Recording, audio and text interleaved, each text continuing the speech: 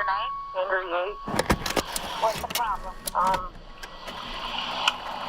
just need him to come. Is your husband there? No. Well, what's the problem?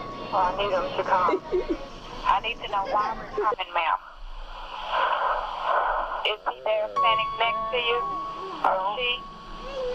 Oh, me? Are you having disturbance? Are you ill or what? Yes, I'm ill.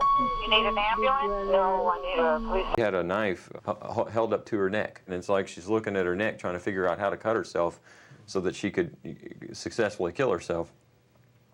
And I said, give me the knife. And she said, let me do this. And I said, no, give me the knife. And she wouldn't do it. She just stood there like this. So I grabbed her arm and pulled it down, and I pried the knife out. That's a pretty ominous warning. Did you and Andrea, maybe given the circumstances, say maybe we've had enough kids, we shouldn't have any more? Well, no.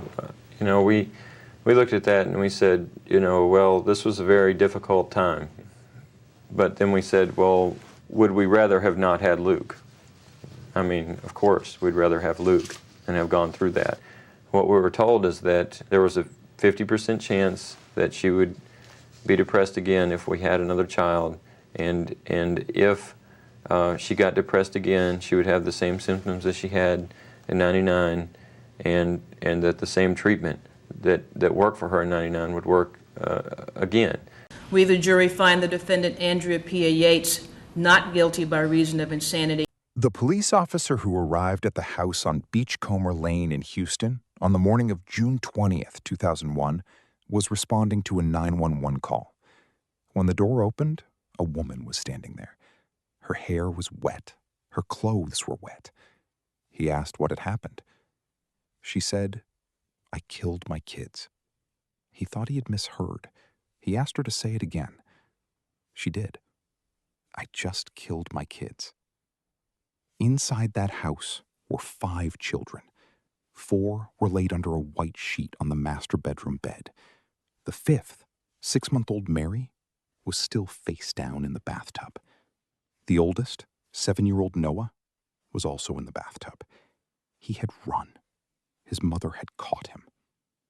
The woman was 36 years old, a former valedictorian, a registered nurse, a mother who had been photographed holding each of those children on the day they were born.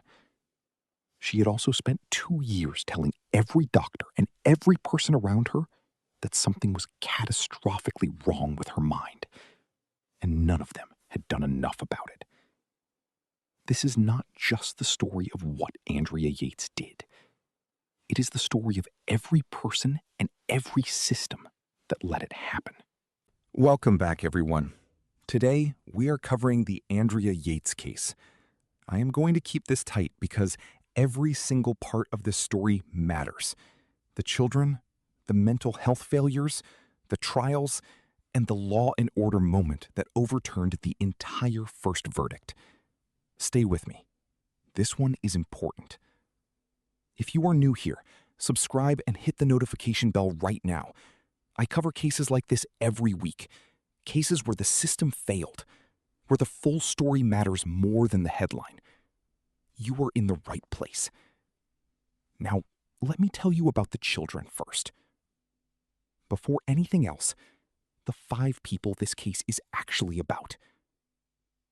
Noah Jacob Yates was 7 years old. He was the oldest. He saw what was happening, and he ran. He made it to the hallway before his mother caught him. He was the last to die. John Samuel Yates was 5. Paul Abraham Yates was 3. Luke David Yates was 2 years old. Mary Deborah Yates was 6 months old. She had been alive for 6 months. I think in cases like this, the children can become almost abstract. A number, a tragedy. 5. And I do not want that. Noah was 7 years old and he ran. That detail should never be abstract. These were 5 separate people with 5 separate futures. That is the foundation of everything else in this video. Andrea Pia Kennedy was born in Houston in 1993. She was a class valedictorian, captain of the swim team, a registered nurse. She married Russell Rusty Yates, a NASA engineer, in 1993. By 2001, they had 5 children under the age of 7, living in a house in Clear Lake. Andrea homeschooled the children and managed the entire household. Rusty worked. That was the arrangement. And in 1999, after the birth of their 4th child, Luke, that arrangement nearly broke everything. Andrea suffered a complete mental breakdown. She stopped eating. She stopped speaking. She scratched her legs obsessively. She attempted suicide twice, once with sleeping pills, once with one of Rusty's firearms. She was hospitalized, diagnosed with postpartum psychosis and major depression with psychotic features, prescribed an antipsychotic called Haldol, which stabilized her significantly. Her psychiatrist at that time, Dr. Eileen Starbranch, sat down with Rusty Yates and told him directly, Andrea must not have any more children. Another pregnancy could trigger another psychotic episode. This was a clinical recommendation on the record. Rusty Yates got Andrea pregnant anyway. Their daughter Mary was born in November 2000. I want to be honest and direct here. Rusty Yates lost 5 children on June 20th, 2001, and I understand that is devastating. But the clinical record is clear. He was warned in explicit terms by a psychiatrist not to have more children with Andrea. He proceeded anyway. That decision directly contributed to the deterioration that followed. That is not opinion. That is documented fact. After Mary's birth, Andrea's condition collapsed rapidly. In March 2001, she was hospitalized again. Her mother-in-law traveled to Houston from out of town to help because Andrea could not manage. Doctors discussed electroconvulsive therapy. The family declined.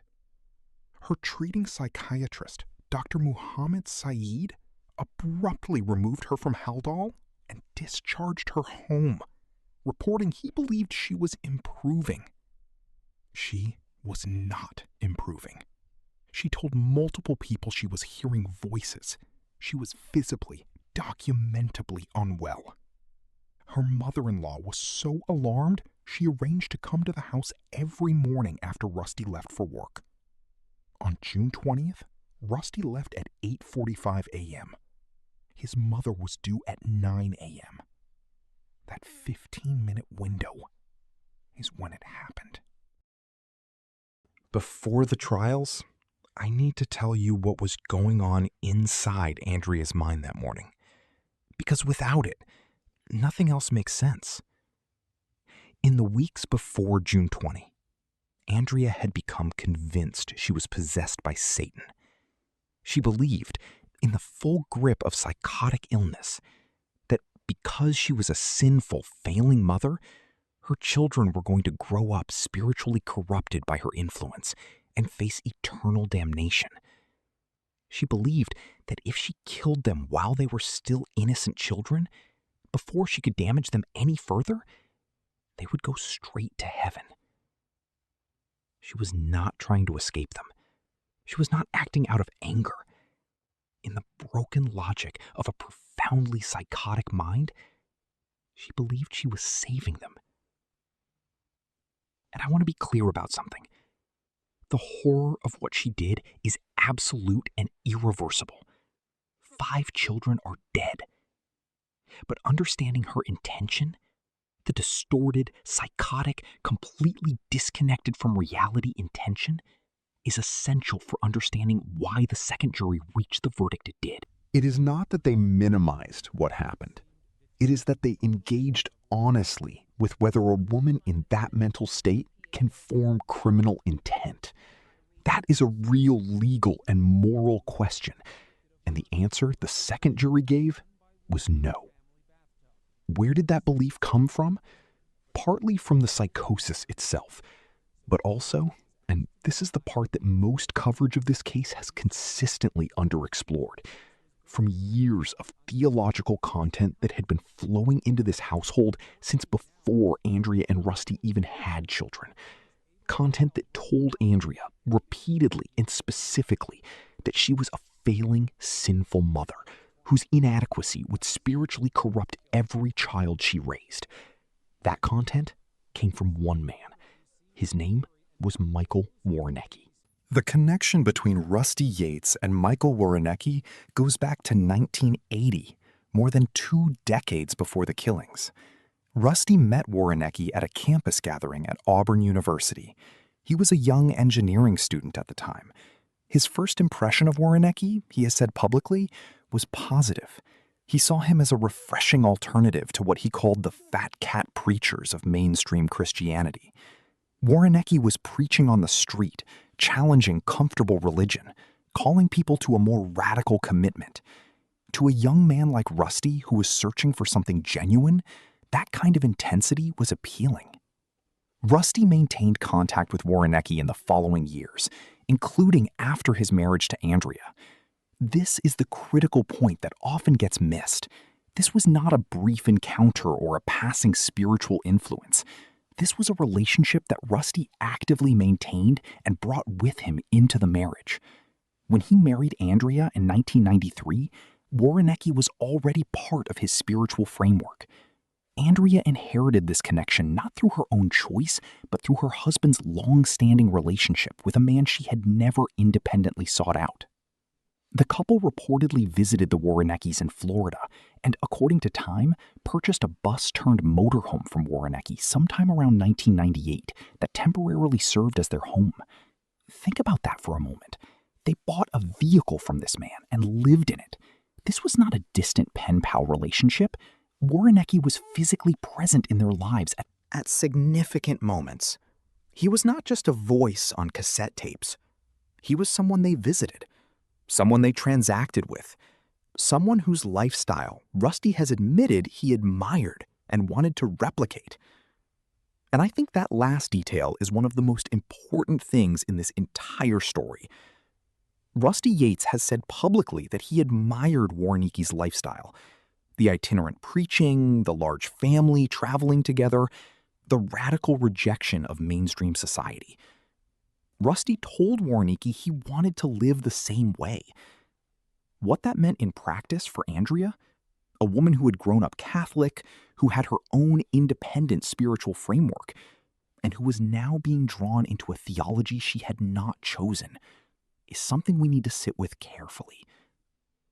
So what exactly was Woroniecki teaching? According to former followers David de la Isla and Moses Storm, Michael Woroniecki preached that Satan was embedded in everyday life, including public schools, music, books, employment, and even in churches, and that the only way to escape the devil's influence was through isolation. He distributed these teachings through cassette tapes, VHS videos, pamphlets, and letters, a steady, constant stream of content flowing into the Yates household over years. They received regular correspondence, tapes, and pamphlets from him, which emphasized fear of hell and salvation through isolation. His theology around women and motherhood was specific and severe. He taught that women were inherently prone to sin and spiritual failure. He taught that a mother's inadequacy, her sinfulness, her worldliness, her distance from God would be transmitted directly to her children, corrupting them spiritually and condemning them to hell. He preached that bad mothers produce bad children, that the failure of a mother is a spiritual catastrophe with eternal consequences for the souls in her care. Now, I want you to sit with that for a moment.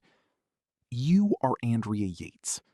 You are a woman who has already been struggling with postpartum psychosis. You have already had periods where your grip on reality was fragile and breaking. You were exhausted, isolated, managing 5 children under the age of 7, with no outside employment, limited adult contact, and a husband who was working full-time. And for years, you have been receiving materials in your own home from a man your husband respects and admires that tell you your sinfulness as a mother is going to send your children to hell, that your failure to achieve godly motherhood is spiritually catastrophic, that Satan is embedded in the world around you, and the only safety is isolation. How does a severely psychotic mind process that? How does that content interact with a brain that is already losing its grip on the boundary between what is real and what is not? The docuseries examines how Woroniecki's teachings helped shape the mindset that ultimately led to the murder of her children. Rather than focusing solely on one woman's descent, the series examines how a single figure can fracture reality for an entire group, using isolation, constant messaging, and fear. Former follower Moses Storm, who was also Woroniecki's own nephew, said in the docuseries, "When I watch the coverage about Andrea Yates, it's like, this woman is evil. She's insane. They are missing a huge part of the story." And Rusty Yates himself, in what I consider one of the most candid admissions in the entire documentary, said about Andrea's delusion that Satan was living inside her. Her delusion about Satan being in her, that may well have come from her exposure to the Woroniecki's. That is not a third party making a claim about Woroniecki's influence. That is her husband, the man who brought this relationship into their marriage, acknowledging that the specific content of his wife's psychotic delusions may have come directly from the theology he had been consuming and sharing with her for over a decade. Woroniecki did tell Andrea and Rusty they were going to hell about 3 years before she killed her kids. When confronted about this on Good Morning America in 2002, his response was, "Of course, because everybody is going to hell." He denied any culpability and blamed Rusty's inattentiveness, not mental illness, for what happened. In a written statement responding to the 2026 docuseries, Woroniecki claimed he met Rusty about 45 years ago on a university campus, that they exchanged a few letters back and forth over several years, and that after Rusty and Andrea got married and had kids, he had sparse contact with the family over the span of a decade and a half.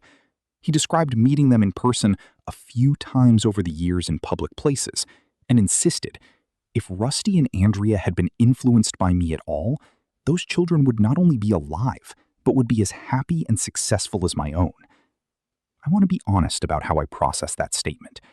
Sparse contact?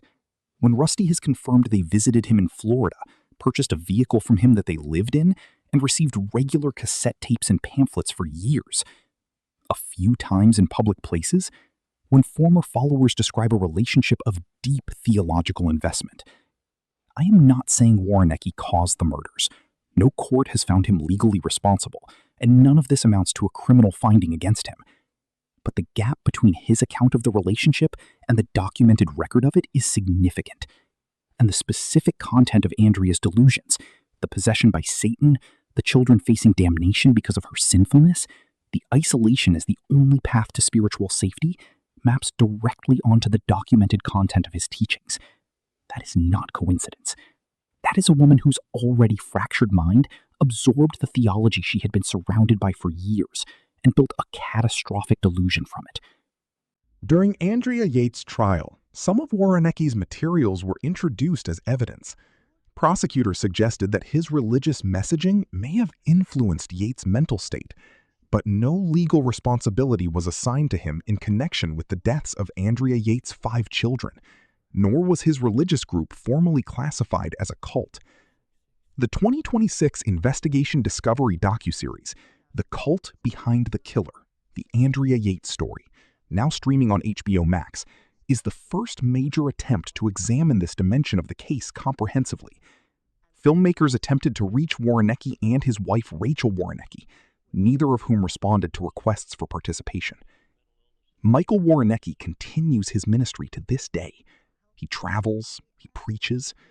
Former followers who participated in the docuseries asked, how many people are still under his spell? That is not a rhetorical question. It is a documented concern from people who knew him personally and watched what his teachings did to vulnerable minds. And it is a question that the legal system, which has never assigned him any responsibility for what happened to Noah, John, Paul, Luke, and Mary, has never formally answered. Andrea Yates' first trial opened in Houston in January 2002. The prosecution sought the death penalty. Her defense argued not guilty by reason of insanity, presenting 10 psychiatrists and 2 psychologists who documented the full severity and duration of her illness. The prosecution brought in their own expert, a highly regarded forensic psychiatrist named Dr. Park Dietz, the same man who had testified in the Jeffrey Dahmer trial.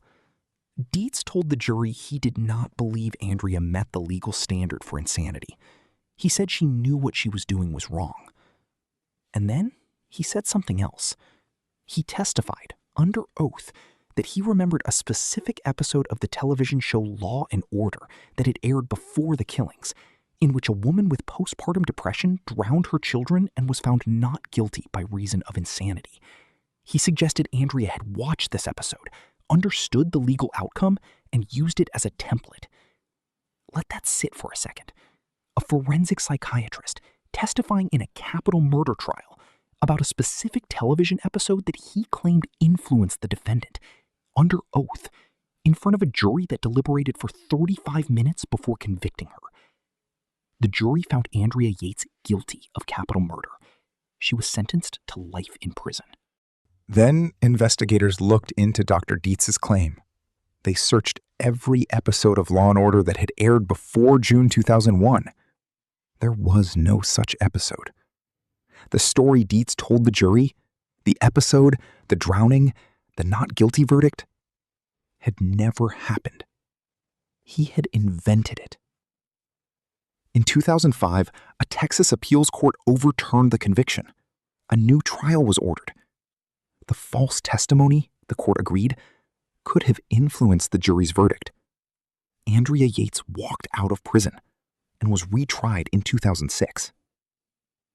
This time, without Dr. Dietz's fabricated evidence, the jury engaged with the psychiatric record on its own terms. On July 26, 2006, 5 years after the killings, they returned a verdict of not guilty by reason of insanity on all charges. Andrea Yates was not freed. She was transferred directly from the courthouse to the North Texas State Hospital in Vernon, Texas, a maximum security psychiatric facility. She's been there ever since. Remember when I mentioned at the start that Andrea had spent 2 years telling people something was catastrophically wrong? The psychiatrist who told the first jury she was not psychotic had invented his key piece of evidence. The woman who had been screaming for help in every way she knew how had her conviction overturned because the person arguing against her mental illness had made something up. I do not have a word for that level of institutional failure. I genuinely don't. Andrea Yates is 61 years old. She is at the North Texas State Hospital in Vernon. Under Texas law, her case is reviewed annually. Every single year she waives that review. She does not seek release. She stays voluntarily. Rusty Yates divorced Andrea in 2004. He remarried. He still works for NASA. He participated in the 2026 Investigation Discovery docuseries about Woroniecki's influence on the case. Dr. Park Dietz, the expert who testified about the non-existent Law & Order episode, has continued to practice as a forensic psychiatrist and has testified in other major cases since. No formal public sanction has ever been reported. The case directly changed Texas law. In 2003, the state passed what became known as the Andrea Yates Bill, requiring prenatal care providers to give all new mothers information about postpartum mental health resources. It was one of the first pieces of legislation in Texas specifically addressing postpartum psychosis. The Mental Health Association of Greater Houston also established the Yates Children Memorial Fund to educate the public about postpartum illness. And here is the thing that I keep coming back to. It took 5 children dying and a capital murder trial for Texas to pass legislation making sure mothers get information about postpartum mental health resources. 5 children. That is the cost of ignoring a documented, treatable medical emergency. I am not saying that to be dramatic. I am saying it because postpartum psychosis still affects 1 to 2 women in every 1,000 births. It is still being undertreated, it is still being dismissed. The law changed. The problem did not disappear. Here is what I genuinely want you to think about and share in the comments, not rhetorically, as a real question. Do you think the not guilty verdict in 2006 was the right call? Because I have gone back and forth on this myself. The children are dead, regardless of the verdict. But the question of criminal responsibility, whether a woman in that mental state can be held legally accountable, is one that I think deserves an honest answer rather than a reflexive one. Tell me what you think. Andrea Yates chose not to seek release. Every year when the review comes up, she says no. She stays in that facility. She lives with what happened on June 20th, 2001 every single day. What that means, whether it is remorse or acceptance or something else, I cannot tell you. But she stays. And I think that matters. The children's funeral was held on June 27th, 2001 at Forest Park East Cemetery in Houston. They were buried together. Noah Jacob Yates, John Samuel Yates, Paul Abraham Yates, Luke David Yates, Mary Deborah Yates. That is all for today. Thanks for watching.